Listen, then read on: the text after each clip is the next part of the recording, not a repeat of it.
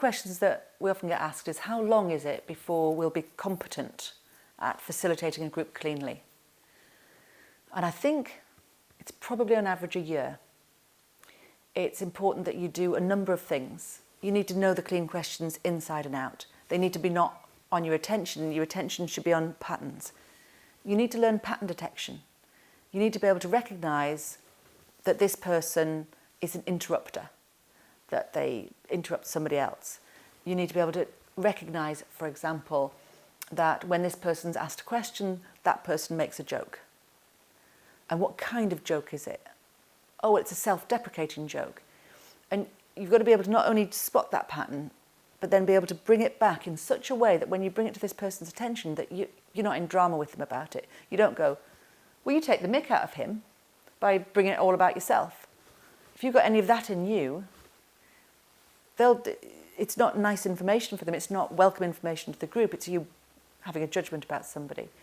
So clean questions, pattern detection, ability to track evidence about what's going on in the group, ability to track whether you're in drama, in which case you can't feed back to the group what you've noticed, ability to put yourself into a good state again, feed it back and go, I'll tell you what I'm noticing.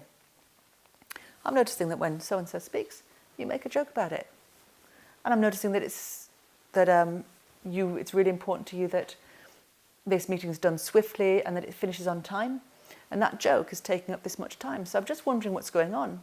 What's happening in the group when this happens? And you better be genuinely wondering, because if you're not, then actually you're just criticising. And you're part of the drama now, you're dramaing in the group.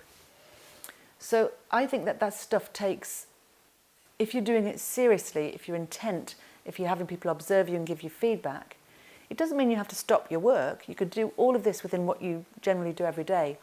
But to set yourself a task, practice it, give yourself feedback, get yourself into a situation where you're running a meeting, get somebody to observe you, give you feedback. When that stuff's happened regularly and you're able to pick yourself up and rebalance yourself and stay out of drama with the group, then I think that you can say, yeah, I'm a systemic modeler. And in terms of training, that would be core skills, which is 3 days and 3 days. And even before you go on to core skills, I would advise you to have gone through the systemic modelling process yourself, then learn the basic models, then learn to put them into place with groups, and then go and practice and practice and practice, and come back when you've done all of that training and self-development, come back and do the certification. That's a level 1 certification would be that you're competent. Then it's the same thing again for a level 2 certification, which is where you're not just competent, but actually you can facilitate great change across the group. You can actually facilitate the group to self-facilitate, which is the level 2.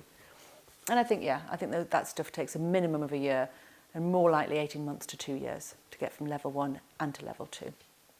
Level 3, then, we'd like you to come and work with us.